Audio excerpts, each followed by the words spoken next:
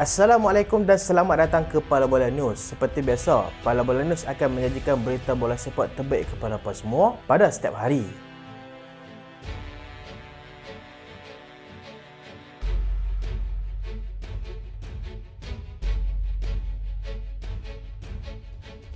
Kita mulakan dengan keputusan perlawanan UEFA Nations League peringkat suku akhir kedua. Perancis berjaya singkirkan Croatia selepas menang 5-4 menerusi penonton sepakan penalti. Jerman pula marah selepas menang 5-4 secara agregat ke atas pasukan Itali. Portugal bangkit untuk tewaskan Denmark 5-3 secara agregat. Sepanyol tewaskan Belanda 5-4 juga menerusi penonton sepakan penalti.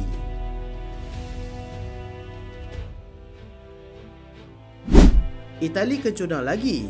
Itali terpaksa menelan kepahitan untuk kesekian kalinya selepas mereka tumpas 5-4 secara agregat kepada pasukan tuan rumah, iaitu Jerman dalam aksi suku akhir kedua UEFA Nations League yang berlangsung pada awal pagi tadi.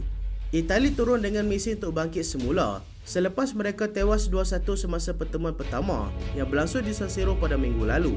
Jerman bagaimanapun mungkin terlalu kuat untuk mereka selepas tuan rumah berjaya untuk mendahului 2 gol di depan terlebih dahulu menerusi jaringan yang dilakukan oleh Joshua Kimmich dan juga Jamal Musiala pada minit ke-30 dan juga 36. Penyerang pasukan Mönchengladbach, Tim Claydes, kemudiannya menambah gol ketiga sebaik saja sebelum rehat separuh masa pertama untuk memastikan mereka selesa mendahului dengan 3 gol kosong ataupun 5-1 secara agregat.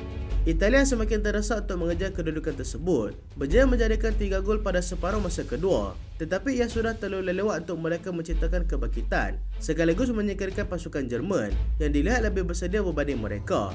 Donnarumma berhasil dengan cukup cemerlang dengan pasukannya iaitu PSG, juga gagal membantu pasukan Itali untuk mengekang asakan demi asakan pasukan Jerman. Keputusan berakhir dengan kekecewaan Itali yang gagal untuk marah ke peringkat separuh akhir, tewas 5-4 kepada pasukan Jerman.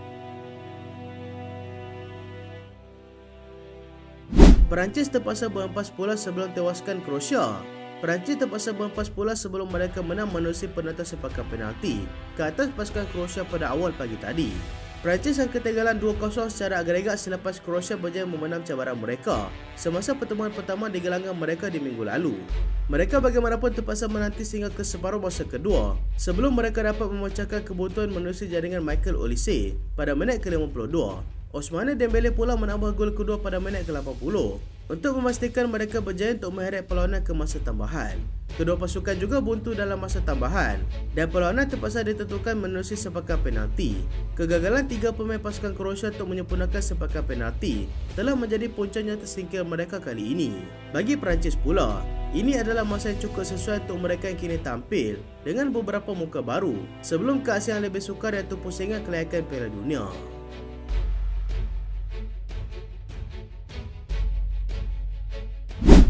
Portugal tunjukkan kebangkitan.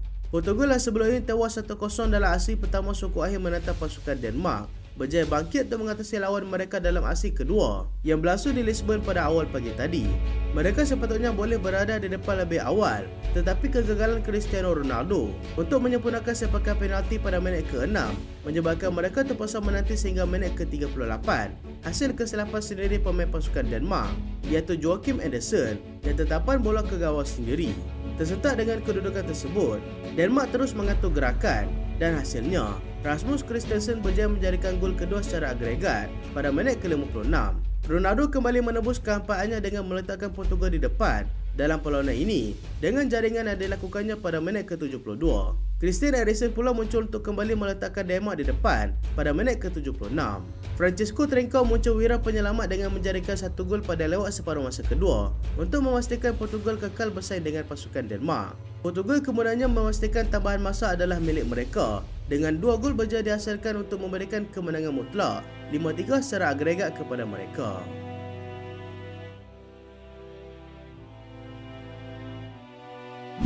Luka Modric belum mahu tinggalkan bola sepak. Pemain veteran pasukan Real Madrid, Luka Modric, belum berhasrat untuk meninggalkan kejayaan bola sepak profesionalnya pada musim panas nanti.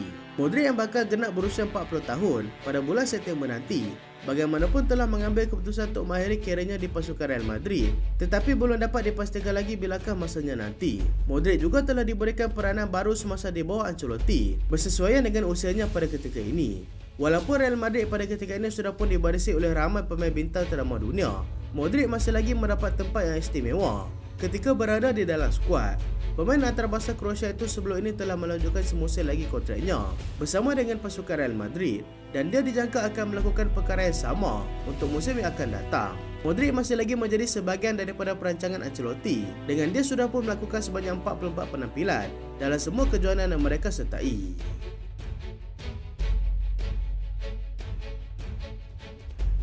Juventus pecat Thiago Motta. Juventus telah mengambil keputusan untuk memecat pengurus mereka iaitu Thiago Motta selepas mereka gagal untuk berada dalam kedudukan 4 pasukan terbaik dalam Serie A pada ketika ini.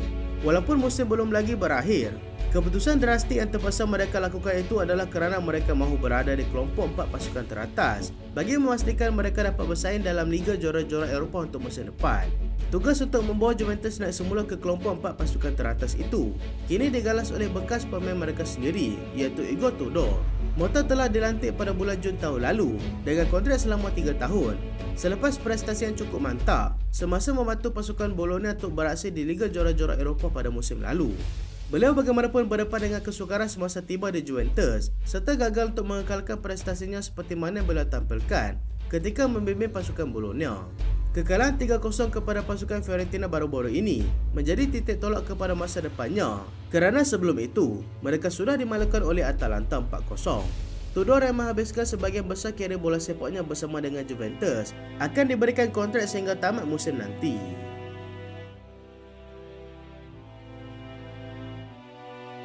Kita lihat pula jadual peranan pusingan kelayakan Piala Dunia 2026. Zon Asia, Korea Selatan akan bertemu dengan pasukan Jordan, Jepun akan menentang pasukan Arab Saudi, China akan bertemu dengan pasukan Australia, Indonesia akan menentang pasukan Bahrain, Zon Eropah, England akan menentang pasukan Latvia, Zon Afrika, Ivory Coast akan menentang pasukan Gambia.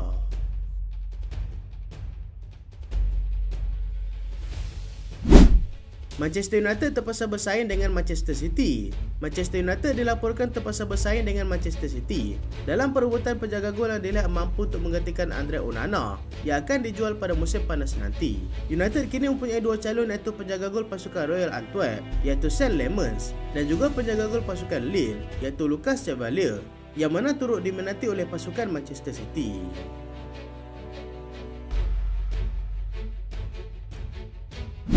Liverpool perlukan 60 juta pound untuk dapatkan Bastoni. Liverpool dikabarkan perlu mengeluarkan belanja sekitar 60 juta pound sekiranya mereka mahu mendapatkan pemain pertahanan pasukan Inter Milan iaitu Alessandro Bastoni. Mereka dikatakan akan cuba mendapatkannya pada musim panas nanti.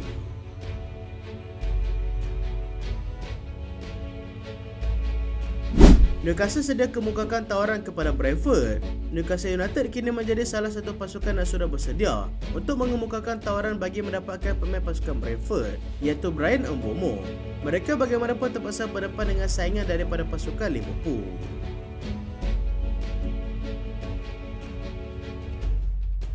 Lyon sedia lepaskan Ryan Cherki. Lyon dikabarkan sudah bersedia untuk melepaskan pemain mereka yang kini sudah pun berusia 21 tahun iaitu Ryan Cherki. Pemain itu sedang dalam permainan beberapa pasukan ternama di Eropah, antaranya pasukan Dortmund, Liverpool dan juga pasukan Bayern Munich.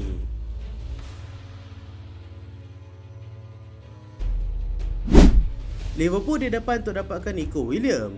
Liverpool kini berada di depan dalam persaingan untuk mendapatkan pemain sayap Athletic Club iaitu Nico Williams selepas mereka bersetuju untuk mengaktifkan klausul perpindahan pemain tersebut yang bernilai 60 juta euro. Bersaing bersama dengan Liverpool pada ketika ini adalah pasukan Arsenal, Aston Villa dan juga pasukan Paris Saint-Germain.